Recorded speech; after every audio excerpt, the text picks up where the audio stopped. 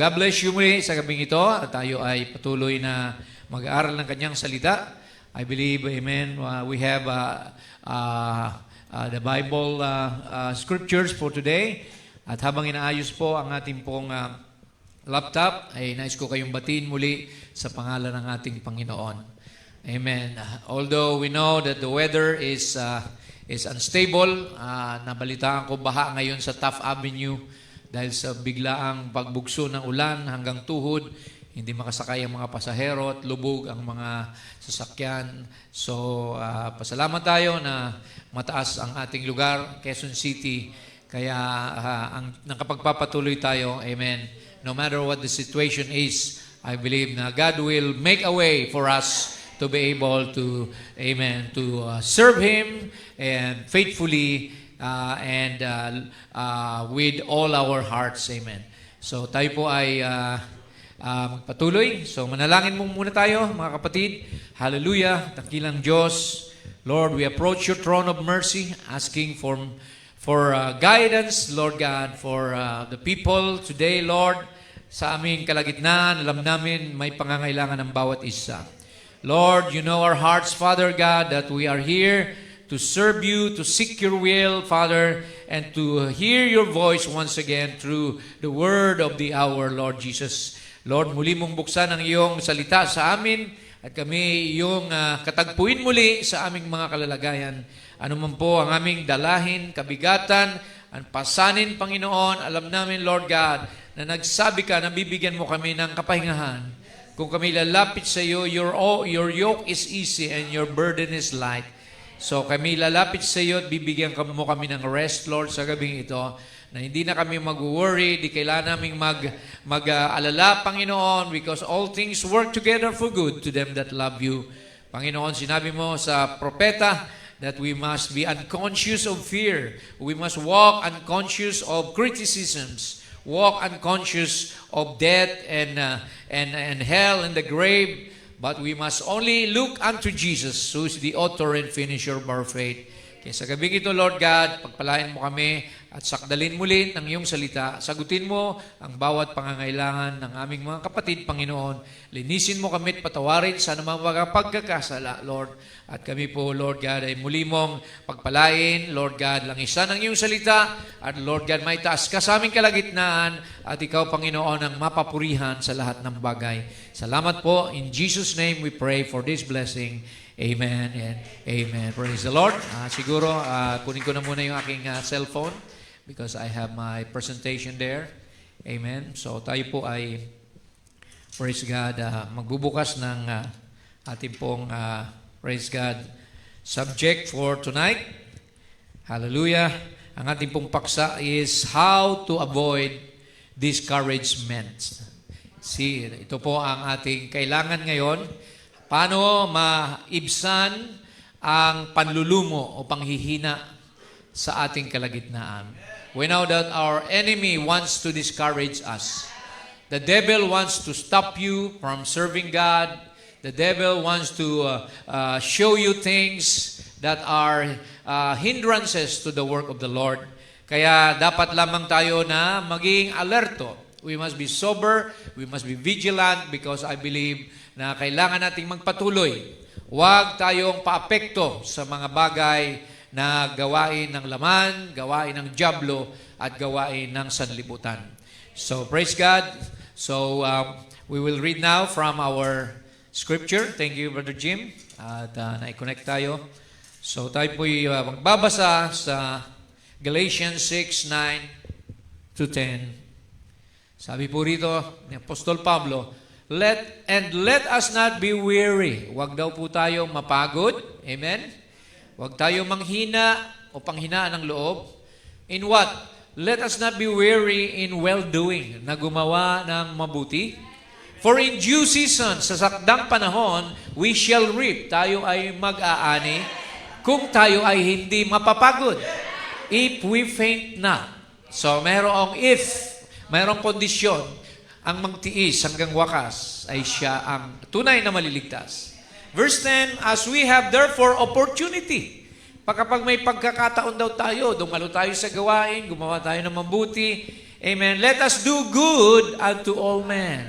Gumawa tayo ng mabuti sa lahat ng tao, especially, may special treatment. Sino yun? Yung mga kapatid mo. Especially unto them who are of the household of faith. Sa mga kasambahay o kasama sa iglesia ng Panginoon. Amen. Ang Diyos po magpala sa pagbasa natin sa kanyang salita. You may be seated now. Amen. So praise the Lord. As we know, as Christians, kailangan nating maging matatag. Amen. So we know that being a Christian, there will be many trials and there will be many testings. So we have to be ready. Hindi madali ang maging Kristiyano. May mga pagsubok na darating. Dahil sabi nga, unless a man is tested, tried and proven, he cannot reign, he cannot sit with Jesus on his throne. You must be an overcomer, right? So kaya, wag tayong ma-discourage, mga kapatid, sa anumang mga bagay na nakapanghihina sa atin. Okay, let's try to define discouragement, because the dictionary states that discouragement is a loss of confidence or enthusiasm. Parang nawalan ka na ng tiwala o init o alab sa paglilingkod dahil na-discourage ka. Parang napanghihinaan ka, gusto mo nang huwag maglingkod sa Panginoon, gusto mo magpahinga. Pero sa Panginoon, mga kapatid, praise God, walang pahinga kay Jesus. We are Christian soldiers, mga kapatid. Kailangan tayo, gising ka man o tulog, you must fight a good fight of faith, mga kapatid. Huwag tayong panghinaan, huwag tayong mawalan ng sigla sa paglilingkod sa Panginoon. Amen. Pangalawa, it is a feeling of hopelessness. Yung para bagang wala ka ng pag-asa sa buhay. Parang masyado ka ng down, masyado ka ng frustrated sa lahat ng bagay na nangyayari sa buhay mo. So, yan po ang sabi dito, feeling of hopelessness. Pangatlo, a deficit of courage. Kakulangan sa pagiging matapang. See, a Christian must be strong, you must be courageous. Sabi nga ni Lord kay Joshua, be strong and be very courageous. Amen. Huwag tayong panghihinaan ng loob because sabi ng prophet, God doesn't want a coward, amen, in the service of the Lord. Amen. Pangapat, it means being depressed, in despair, or dismayed. Dismayado ka na sa mga pangyayari sa buhay mo. Maaring mga problema sa trabaho, problema sa pamilya, problema sa love life, lahat yan, mga kapatid, problema sa negosyo, napakaraming problema. Pero huwag tayong mag-focus doon. Amen. Huwag kang mag-focus sa mga bagay na negatibo. The prophet said, always be positive, never negative. Amen? So kaya ang discouragement, nandiyan palagi yan. Amen? Minsan nadi-discourage tayo sa nakikita natin na mga bagay-bagay na hindi nangyayari, mayroon kang pinagpipray, hindi pa nangyayari, hindi nagaganap, di po ba? Hindi pa natutupad. So yan po ang mga discouragement sa ating buhay. So ito nga sinabi ni Lord kay Joshua sa 1:5, sabi rito ng Panginoon, because Joshua, as we know, is a warrior. He is the right-hand man of Moses. And when Moses was called up by the Lord, nung si Moses, sabi roon, ay mamatay, ay sabi ng Panginoon kay Joshua, ikaw ang papalit sa kanya. Amen. Moses, my servant, is dead. And now, sabi ni Lord kay Joshua, ikaw na ngayon ang papalit sa kanya. Pero ang pangako ni Lord, very strengthening message, sabi niya rito, there shall not any man be able to stand before you in all the days of your life. Walang tao na pwedeng kumontra o lumaban o sa harapan mo. As I was with Moses, so I will be with thee. Kung paano ang prophet sinamahan ni Moses, ang bride sasamahan din ng Panginoon.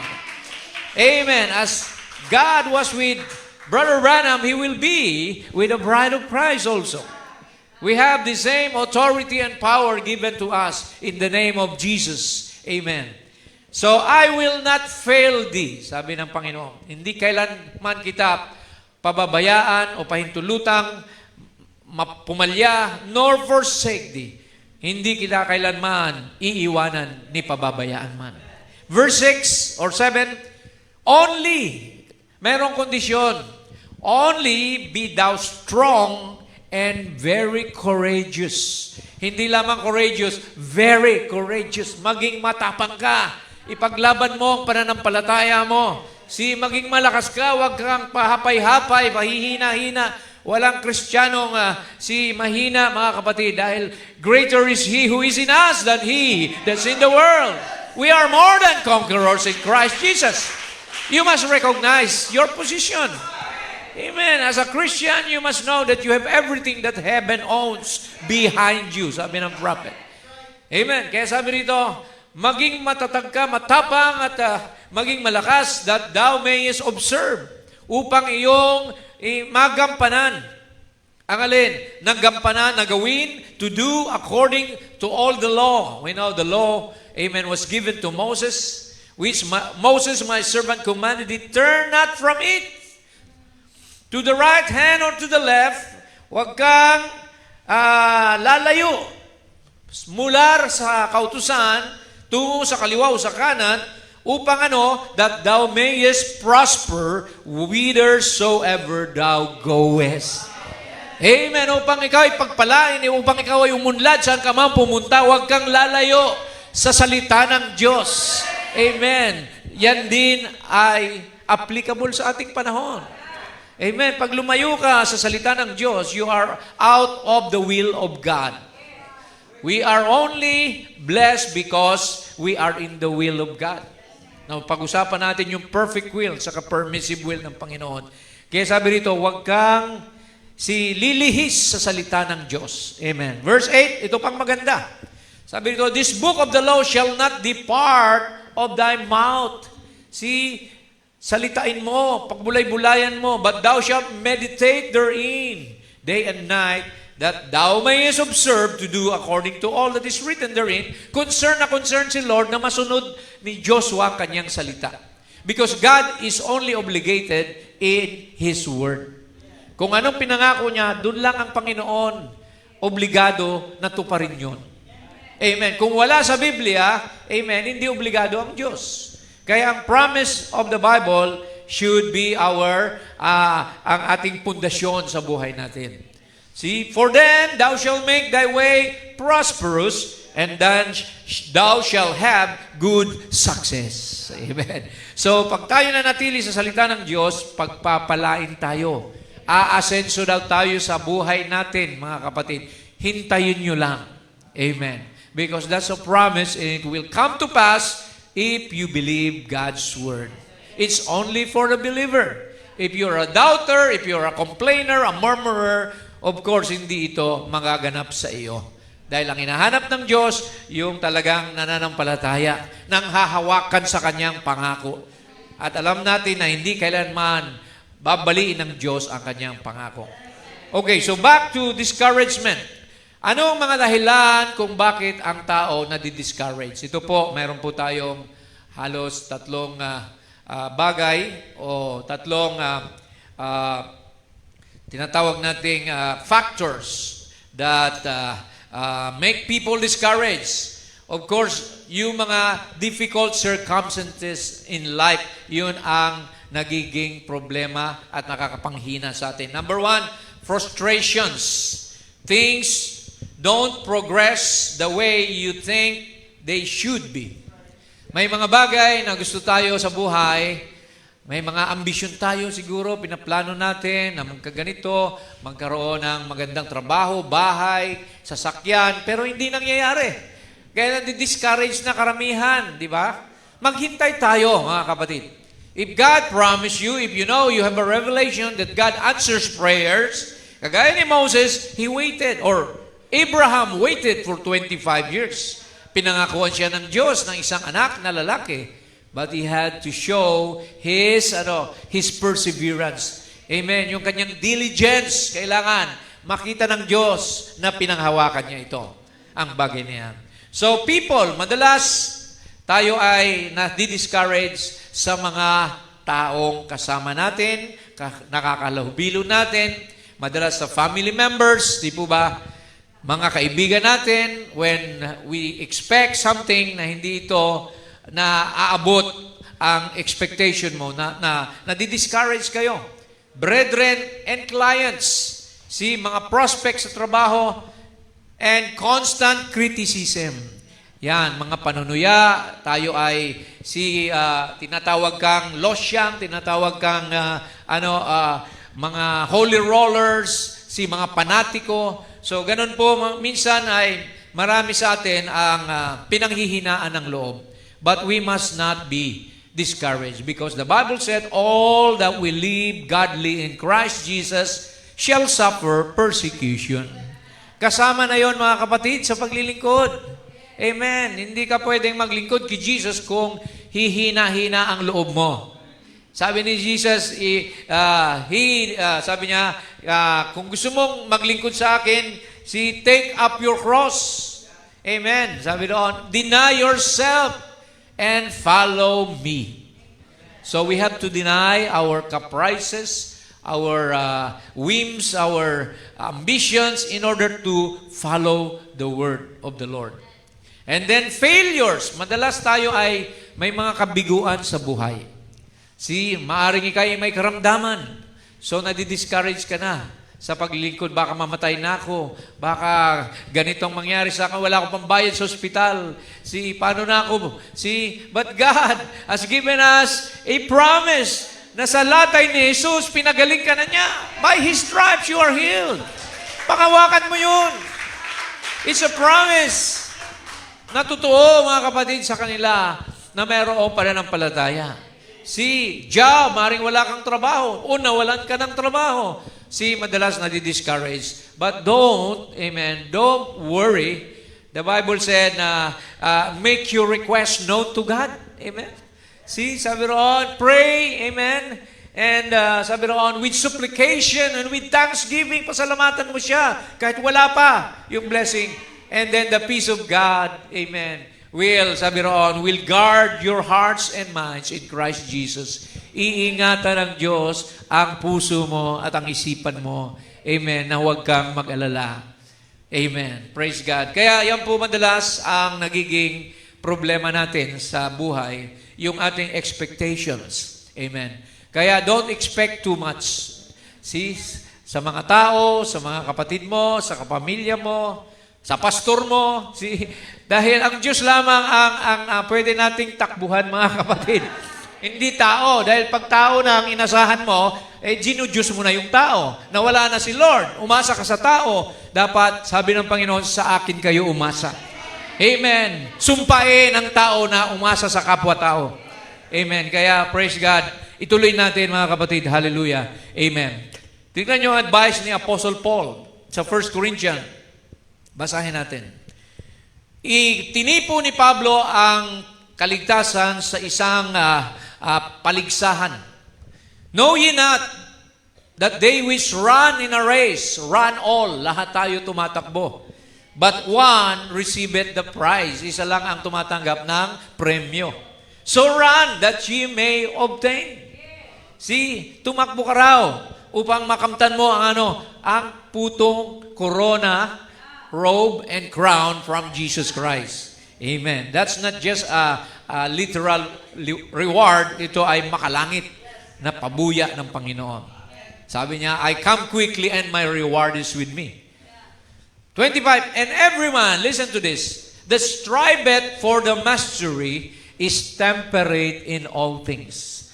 Ang isang tao raw na nagsusumigasig na mas ma-perfect, ma-master niya ang ganyang ginagawa, gagaya sa paglilingkod sa Panginoon, siya ay temperate. Amen. Sa lahat ng bagay. May pagtitiis, mayroong pagpapasensya. Amen. Mayroong pagpipigil. Amen. Kung ikaw ay naiinis na, nandoon yung temperance, dapat mayroon ka. Kung ikaw'y sasabog na sa init ng ulo o sa pagiging inis sa isang bagay, sabi ni Pablo rito, maging temperate tayo. Now, they do it to obtain a corruptible crown, but we an incorruptible. Yung mga lumalahok daw sa mga paligsahan, di ba nag-e-ensayo yan? Manny Pacquiao, talagang umakyat pa sa Baguio yan, tumatakbo ng pag-akyat yan. At nagpapapawis at nagpapasuntok para lamang manalo sa kompetisyon. Tayo din, mga Kristiyano, amen, kailangan din natin mahasa, mga kapatid. Amen, mahasa tayo sa hirap o sa ginhawa. Anumang sitwasyon sa buhay, kailangan flexible ka. Amen. Hindi ka natitinag. At kakayanin mo lahat para kay Kristo. I can do all things through Christ who strengthened me. Yan ang sabi ni Paul. Sila daw nakikipaglaban para sa isang corona o trophy na corruptible. Tayo incorruptible ang trophy natin. Sabi pa niya, I therefore so run. Ako'y nagpapatuloy. Not as uncertainly, hindi yung alatsamba o walang kasiguruhan. So fight I, not one as that beateth the air. Hindi ako lumalaban na para bang sumusuntok lang ako sa hangin. Yan ang sabi ni Pablo. But I keep under my body. Ang katawan kong ito, amen, I bring it into subjection. Ito ay pinapasunod ko sa kalooban ng Diyos. Amen. Lest that by any means, when I have preached to others, baka mamaya niyan, sabi niya, kung ako pang nangangaral sa ibang tao, pero ako pa ang hindi naligtas. I myself should be a cast away. See? Nag-aalala si Paul na baka kulang pa ang paglilingkod ko, Panginoon. See, Lord, gamitin mo pa ako. Papag-initin mo pa ako sa iyong ubasan, Panginoon. Baka mamaya akong nangangaral, pero ako pala ay siya namang maitakwil balang araw. So, kaya ganun ang mind, ang thinking ni Pablo, ayaw niya na tumalikod o manghina sa gawain. Gusto niya laging malakas. Praise the Lord. Amen. Kaya sabi ni James dito sa 5:7, be patient therefore, brethren, unto the coming of the Lord. Malapit na ang Panginoon magbalik. Amen? So, handa ka na ba, kapatid, sa pagbabalik ni Lord? Are you fully surrendered to God? Have you committed yourself to God? Or are you still haphazardly serving Him? Hindi kailangan buong buo ang paglilingkod. Sabi dito ni James, behold, the husbandman waited for the precious fruit of the earth. Maging yung magsasaka daw ay hinihintay niya yung bunga ng kanyang itinanim, and had long patience for it until he received the early and latter rain. Hanggang matanggap niya ang ulan na siyang magpapahinog nito. So it has to be a waiting time, mga kapatid. Maging sa mga magsasaka, di ba?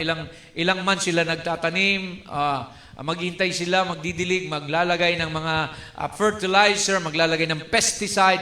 Inaalagaan nila yung kanilang ang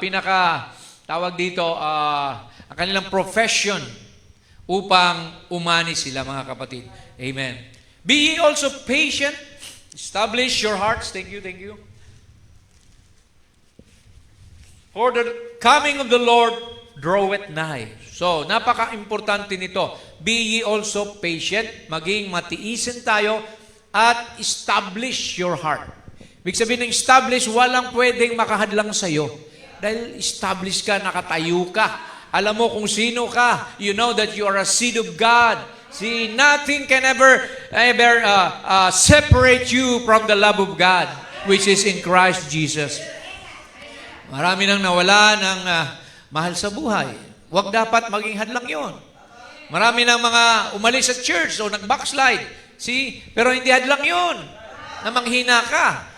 Hindi tayo tumitingin sa bilang. Tumitingin tayo sa quality of the believer, not the quantity. Amen? Hindi ang Diyos tumitingin sa bilang. Tingnan mo. See, mayroon siyang 70 ministers noon, and aside from the 12, pero tinisod pa rin niya yung 70. See? Kung mahalaga ang bilang, sana inalagaan ni Lord yun.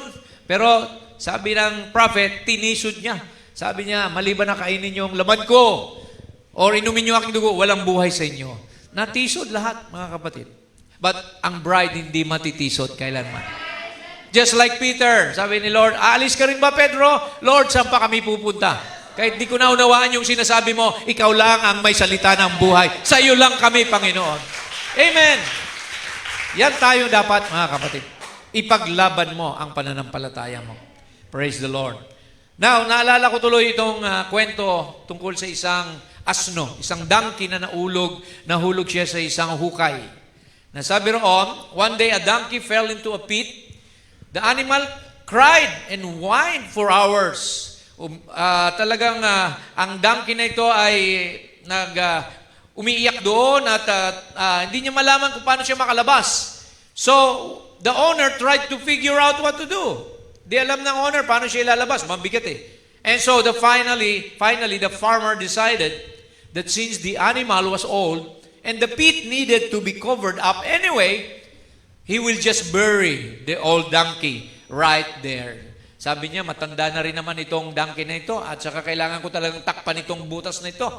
Di bali na, ililibing ko na lang siya dyan ng buhay. So he got a shovel and started filling in the pit. Nagpala na siya ng mga lupa at tinatapon niya doon, tinatamaan yung donkey sa ulo, sa katawan. Umiiyak na. The donkey kept up its wailing. But then, it fell silent. Sa kakahulog ng lupa, bigla siyang tumahimik, yung donkey. Nag-isip din siya, may isip din palang donkey, mga kapatid. So, ang ginawa niya, habang nahuhulog yung lupa, pinapagpag niya at inaapakan niya. So, pagkahulog ng lupa, pagpag-apak, hanggang umangat ng umangat yung donkey at nakalabas siya doon, mga kapatid. Praise the Lord. Amen. Kaya ang moral of the story, life is going to shovel dirt on you. Tayo rin ay tatapunan din ng mga dumi. Pero ang dapat, mga kapatid, sabi nga, pag binabato ka, ipunin mo yung mga bato na yon at gawin mong isang templo o bahay mo. Amen. So, see, the trick is to get out of the pit well, to shake it up and take a step up. Shake off your problems. Shake off all negativity. Amen. So, just shake it up and take a step up. Amen. Mag-step up tayo, mag-level up tayo lagi sa Panginoon. Kahit may mga paninira sa atin, may mga problemang dumarating, anumang mga pahirap o mga, tawag natin dito, mga kabagabagan sa buhay, pero praise God, just shake it off and you will conquer and you will overcome everything. So kaya nakalabas yung donkey, mga kapatid. At tuwang-tuwa rin naman yung may-ari kasi may donkey pa rin siya, mga kapatid. Amen. Nabuhay pa rin. So praise God. Kaya nakasalalay sa atin. Hindi ko sinasabing donkey tayo, mga kapatid. Ha? Pero nakasalalay sa atin yung desisyon. Kung ikaw ba ay magpapatalo sa problema. Kung ikaw ba ay magpapa-apekto. O ikaw ba ay mananaig sa mga problema. Problema lang yan.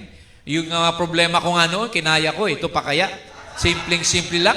Kung noon nga, nawalan ako ng trabaho, binigyan ako ng bagong trabaho ni Lord. Mas mataas pa yung sweldo. See? Dapat proven mo na si Lord. Amen. When you have proven God to be a God of a provider, amen, hindi ka na mag-worry. Amen. You will just commit to the Lord everything, and everything will work out for your good at the end. Amen. Tingnan natin si Abraham, mga kapatid, sa Roma 4:18. See, as I've said a while ago, he was promised a son, but he was waiting day after day, weeks, months, and years. Siguro, umabot na ng 24 years. Nung ika-25 years, saka dumating yung bata. Anong sabi sa kanya dito? Sinabi dito ni Pablo tungkol sa kanya. Who against hope believe in hope? Kahit wala ng pag-asa, naniwala pa rin siya na may pag-asa. That he might become the father of many nations according to that which was spoken, so shall thy seed be. And being not weak in faith, hindi siya naging mahina sa pananampalataya. He considered not his own body now dead. Hindi niya inisip na, matanda na ako, siguro hindi ko na kaya. When he was about 100 years old, neither yet the deadness of Sarah's womb. Tuloy natin. He staggered not at the promise of God through unbelief. Hindi siya nabagabag, hindi siya natinag sa pangako ng Diyos sa pamamagitan ng pagdududa o pag-aalinlangan. But was strong in faith. Hallelujah. Giving glory to God. Wala pa nga, pero pinupuri na niyang Diyos. Amen. Giving glory to God. Always. Amen. Kahit wala pa yung blessing na pinag-pray mo. And being fully persuaded. Itong kailangan natin, mga kapatid, kailangan fully persuaded tayo na tama ang mensahe. Totoo ang Diyos na pinaglingkuran mo. Don't ever doubt God. You have no, amen, right to question God. Amen. Because God, amen, works according to His own time. Amen. Hindi nawawala ang Diyos sa oras, mga kapatid. Everything. Sabi nga ni Jesus, sabi niya ni Mary, di ba? Sabi ni Mary, gawin mong tubig itong, o gawin mong alak itong tubig. Sabi niya, woman, sabi niya, it's not yet my time. Si Jesus nang sabi, di ko pa time. Pero pinilit ni Mary.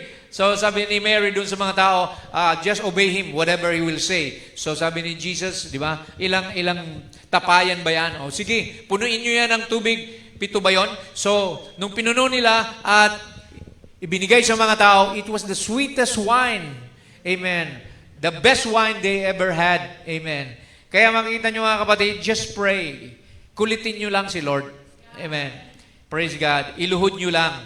Amen. At ito ay mangyayari. Being fully persuaded that what He had promised, He was able to perform. And therefore, it was imputed to Him for righteousness. Ito ay tinuring na katuwiran para kay Abraham. Dahil sa pananampalataya, by faith, amen, itinuring siyang matuwid. So tayo din, amen, by faith, amen, through grace, by faith, doon tayo ililigtas ng Panginoon. Amen. Next. Tingnan natin si Pablo muli, mga kapatid. Look at what Paul went through by being a Christian. Sa 2 Corinthians 11:24, siya'y hinampas of the Jews 5 times I received 40 stripes, save one. Hinagupit siya. Nilatigo, mga kapatid. 3 times, I was beaten with rods. I was stoned. Binato pa siya. Kung tayo kaya batuhin, mga kapatid, yung bato pa nga lang sa bubong, minsan, ayaw na magsimba ng iba. Di ba? Yung bato pa kaya na, kagaya nito ni Pablo, kagaya ni Mary Magdalene, na babatuhin sana. See? Thrice I suffered shipwreck. 3 beses na lumubog si sinasakyan niyang barko. See?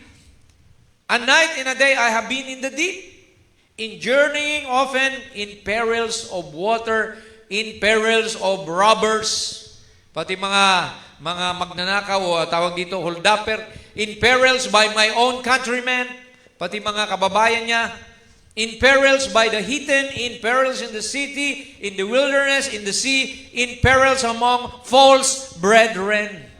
Pati mga kapatiran na Kristiyano na hindi totoo, siya ay inusig din, mga kapatid. See? Look at that. Kung ikaw ay namuhay noon sa panahon ni Pablo, see, or during the dark ages, kakayanin mo kaya manindigan kay Jesus Christ? Pugutan ka ng ulo, ipakain ka sa leon doon sa arena, o sunugin ka doon ipako ka sa krus. See, kaya sabi ni Paul dito, in weariness and in painfulness, in watching often, in hunger and thirst, dumaan siya ng kagutuman, kauhawan, in fasting open, walang makain, kaya nag-fasting na lang, in cold, sa malamig na panahon, and in nakedness, wala siyang maisuot, mga kapatid. See, buti pa kayo, puno siguro yung aparador nyo ng iba-ibang damit. Pero si Pablo, ayan, mga kapatid, praise God. Beside those things that are without, that which cometh upon me daily, the care, pati yung pangangalaga niya sa mga iglesia. Si lahat yun ay pinagtiyagaan ni Pablo, mga kapatid. See, tayo pa kaya, na sa ating panahon, we have all the push button na mga gamit. See, praise God, marami pa rin hindi nakakarating sa church. Dahil soft living ngayon. Di ba? So noon, napakahirap ng buhay, pero lalo pa silang kumakapit sa Diyos. Ngayon na napaka-easy life na, well-provided na, technology, everything. Pero mga tao ngayon, nagiging maligamgam. Malamig. Kaya sabi ni Lord, if you're lukewarm, I'll spew you out of my mouth. So kaya, dinescribe ni Paul sa 2 Corinthians, sinama na niya tayo. We. Di lamang sinabing, I am troubled. We are troubled on every side. Yet not distressed. We are perplexed, but not in despair. Amen. Persecuted, but not forsaken. Tayo inuusig, pero hindi tayo iniiwan ni Lord. Kasama pa rin natin ang Panginoon sa hirap at ginhawa. Cast down, but not destroyed. Maaaring ikaw ay minamaliit, ikaw ay inaapi, pero hindi ka kailanman pwedeng sirain o gibain ng kaaway. Always bearing in the body the dying of the Lord Jesus. So we have to partake in the suffering of Jesus, that the life also of Jesus might be made manifest in our body. Upang ang buhay din ni Lord ay makita at mahayag sa pamamagitan ng mga katawan natin. Amen. Praise the Lord. Isaiah 53, tingnan natin si Jesus, ang ating Panginoon mismo. Na-discourage ba siya? One time, He prayed to the Father, Lord, if it is possible, Father, that this cup passes from me, but not my will, but Thy will be done. Kaya sabi ng Bible, He is despised and rejected of men. Kadalasan, yung katotohanan, yan ang tinatakwil ng mga tao. Yung katotohanan, mga nagdadala ng katotohanan, sila yung sinisiraan, sila ang dinadown. See, a man of sorrows and acquainted with grief. Sanay siya sa kalungkutan. And we hid, as it were, our faces from Him. He was despised and we did not esteem Him. Surely He has borne our griefs and carried our sorrow. Yung kalungkutan pala natin yon, ang dala-dala niya. Yet we esteemed Him stricken, smitten by God, and afflicted. Siya na nagdala ng lahat ng ating mga kasalanan. Amen. Praise God. Tuloy natin. Sabi ni prophet dito, sa Smyrna Church Age, unless we suffer with Him, we cannot reign with Him. So huwag tayong ma-discourage pag mayroong mga problema, mga kapatid. Bakit? Kailangan natin maging, kagaya ni Jesus. We must learn how to suffer, or rather, overcome suffering. You have to suffer to reign. The reason for this is that character simply is never made without suffering. Yung character pala natin, hindi ito nabibuild up, hindi ito nagiging maayos hanggat hindi ka dumadaan ng mga pagtitiis. See? Yung pagtitiis, nagdudulot ito sa iyo ng pag-ibig, pangunawa, di ba? See? Character is a victory, not a gift. So, ang character ni Kristo hindi binigay sa iyo, kundi ito ay kailangan pagtagumpayan mo. A man without character cannot reign because power apart from character is satanic, but power with character is fit to rule. Yan mga kapatid. Kaya tayo pinapadaan sa mga pagsubok para maging kagaya ka ni Lord Jesus Christ. Napag-usapan namin kagabi sa aming devotion, yung soldier, naalala nyo, na dumating doon na sugatan at habang may parade, pinaparade doon yung governor ng Rome, kasama niyo mga sundalo na ang gaganda ng suot, kumikintab yung kanilang mga espada at mga medalya. Pero yung tao na yon, naggaling sa giyera talaga, sugatan, punit-punit ang damit. Sabi niya, ikaw ang karapat-dapat na umupo dito sa tabi ko. Pinababa yung nakakabayo sa kanyang tabi, pinaupo yung sugatan na yon. Because why? Makikita sa kanya yung tunay na dumaan sa labanan at tunay na karanasan na pagiging Kristiyano, or rather, not a Christian but a soldier, pero sa atin ganun din. Amen. The more na may sugat ka sa paglilingkod, the more nakarapat dapat kang umupo katabi ng ating Panginoon. Glory to God. Amen. Now look at Joseph in the Bible. We know Joseph, he was sold out to Egypt by his brethren, and he was imprisoned because of Potiphar's wife. Makikita natin na napakarami niyang pinagdaanan na mga persecution, paghihirap. Pero ito mga kapatid, in Genesis 50:20, when Joseph saw his brethren na dumating sa Egypt, ang dapat sana ay gantihan niya, di ba? Bakit kayo nandito? Binenta niyo ako rito, kawawa, bahala kayo sa buhay niyo. No, hindi niya ginawa yon. Sabi niya rito, but as for you, you meant evil against me. They sold him out. But God, God, hindi tao, dapat asahan natin. God meant it for good. Amen. Yung kasawian ko, yung sa tingin nyo ay aking kabagsakan o tawag natin doon ay kahinaan, ay sa Diyos ito'y kalakasan para sa akin at para din sa inyo. You meant evil against me, but God meant it for good. So yung mga nangyayaring evil sa inyo, merong good behind that. In order to bring it about as it in this day, to save many people alive. Para ma-preserve ang mga tao. Para ma-preserve ang bride, para ma-preserve ang Israel. So when we endure, later we can look back and see that our trials and troubles were actually what we needed. Kailangan natin yon mga kapatid, dahil mayroong dinidevelop si Lord sa atin. So kung lahat na lang maayos, lahat maganda, lahat sagana, ano pang makikita sa atin, di ba? Hindi matitest yung ating patience, long-suffering, temperance, yung faith, yung love. So, tinitest lahat yan, mga kapatid ng Panginoon. Kaya we must be thankful in everything. Give thanks. Okay, sino pa mga kapatid? Basahin natin itong mga Hall of Famers sa Hebrews 11. Binanggit dito sa Hebrews 11 yung mga nagtagumpay. Hindi na discouraged, kundi nagpatuloy, nakipaglaban, nanindigan. Sabi dito, what shall I say more? Or I more say? For the time would fail me to tell about Gideon, of Barak, of Samson, Jephthah, of David also, and Samuel, and of the prophets, who through faith subdued kingdoms. Sa pamamagitan ng panampalataya, ginapin nilang mga kaharian. Wrought righteousness, obtained promises, stopped the mouth of lions. Sino yun? Si David, si Daniel. Hindi sila na-discourage. Hinulog na si Daniel sa kuweba ng leon. The Hebrew children, they were thrown in the furnace, fiery furnace. Pero were they discouraged? No. They were reliant upon God. Sabi nga nila, hindi man kami ligtas ni Lord, hindi pa rin kami sasamba dyan sa ribulto nyo. Okay? Quench the violence of fire. Ayan. Escape the edge of the sword, out of weakness were made strong.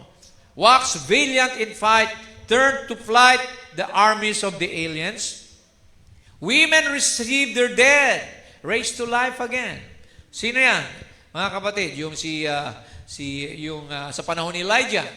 Amen. Na namatay ng anak, nabuhay through Elijah's prayer.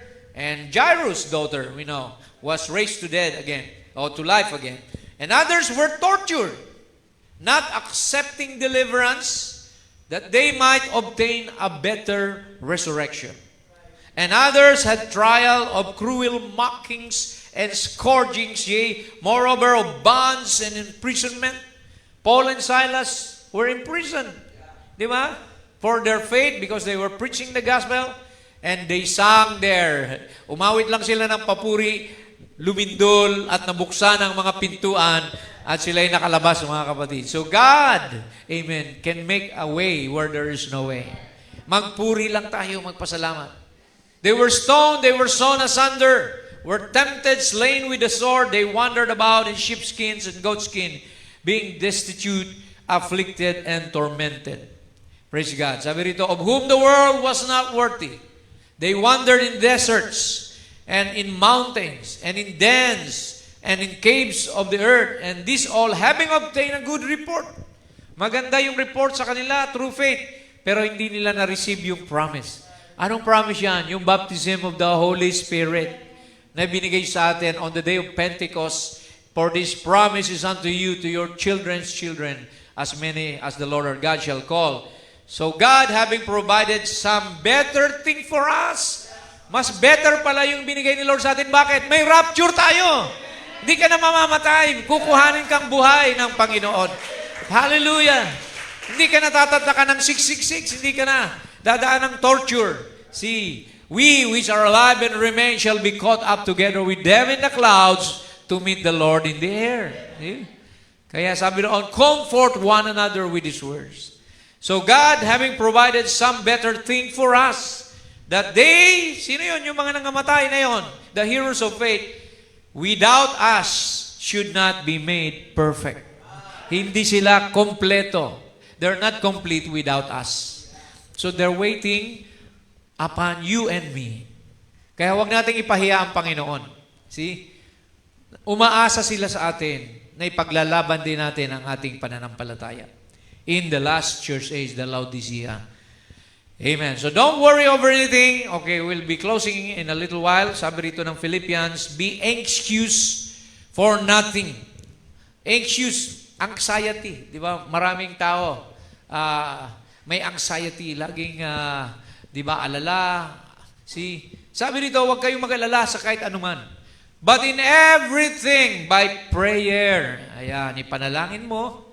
Bukas ang langit sa panalangin mo, maririnig ka ng Diyos. So by prayer and supplication, with thanksgiving, let your requests be made known to God.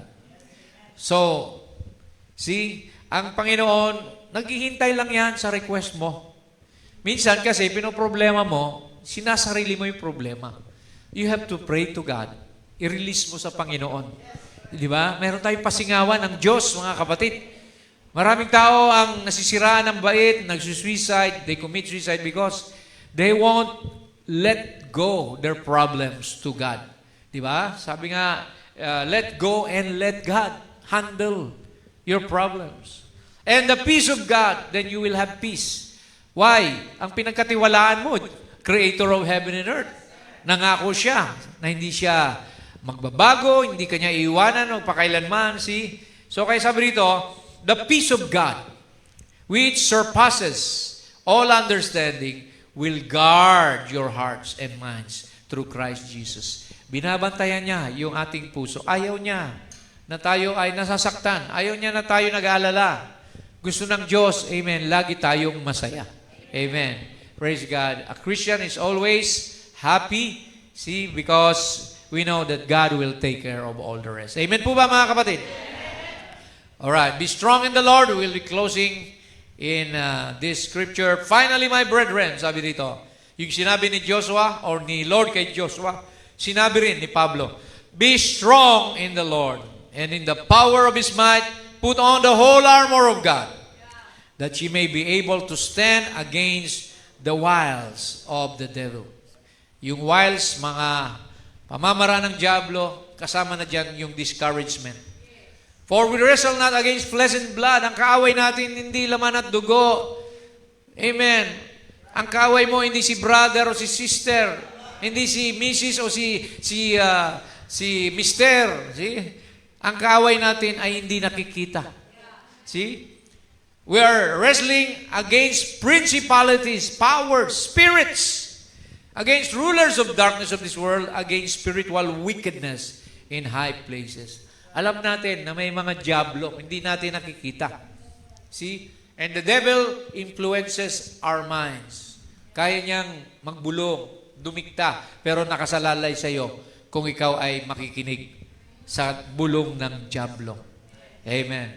Amen. So, verse 14, stand therefore, manindigan tayo. See? Having your loins geared about with truth. Higpitan mo raw ang iyong sinturon ng katotohanan, and having on the breastplate of righteousness, and your feet shod with the preparation of the gospel of peace. Laging, kung saan ka pumupunta, lagi kang handa na i-share ang gospel of peace. Amen? Above all, higit sa lahat, taking the shield of faith. Amen. Yung kalasag ng pananampalataya. Kasi si Satanas, mayroon siyang pana, di ba? The fiery darts of the enemy, kailangan mayroon kang panangga. See? Para wag kang mapektuhan, wag kang ma-discourage. Use the shield of faith. Pag sinabi ni Satanas, may magkakasakit ka, sabihin mo, sabi ni Lord, sa latay niya, pinagaling na ako. Kontrahin mo yung mga negatibong bagay sa isip mo. May nagsalita laban kay brother, kapatid ko yan. See, wala akong pakialam. Mananagot tayo sa Diyos sa bawat gawa natin individually. So, praise God, all you have to do is pray for one another. Di ba? See, di porking may nagkamali si brother sister, ipanangalandakan mo na. Bakit? Mas banal ka ba sa kanya? Wala ka bang mali? Hindi ka ba nagkakamali? See? Bilang tao, lahat tayo, sa isip pa lang. Mag-isip ka lang ng masama, nagkamali ka na. Di ba? So, kaya sabi rito, take the shield of faith, wherewith we shall be able to quench all the fiery darts of the wicked, and take the helmet of salvation. Ligtas ka na, kapatid. See, kailangan wag maalis sa iyo ang kaisipang yon. Dahil darating ang time, bride ba ako? Ligtas ba kaya ako? See? Take the helmet of salvation. Protect your mind, your womb. And the sword of the Spirit, mayroon kang tabak. Hallelujah. Which is the Word of God. Tagpasin mo lahat ng mga gawain ng diablo. Praying always with all prayer and supplication in the Spirit, and watching thereunto with all perseverance and supplication for all saints. Ayan. So, magtatapos ako sa isang anecdote. Anecdote ba ito? Parang poem, mga kapatid. Na sabi rito, huwag tayong magkukwit. When things go wrong, as they sometimes will. When the road you're trudging seems all uphill. When the funds are low and the debts are high, and you want to smile, but you have to sigh. Stick to the fight when you are hardest hit. Rest if you must, but don't you ever quit. Magpahinga ka lang, kapatid. Amen. Ang agila nagpapahinga lang yan. Then, ang kanyang lakas, maninibagong muli. Amen. Kaya kung sa tingin mo napapagod ka, konting rest lang. But don't quit. Amen. Magpatuloy tayo sa Panginoon. Amen po ba, mga kapatid? Amen. Hallelujah. No turning back. Sabi nga, di ba? I have decided to follow Jesus. No turning back. No turning back.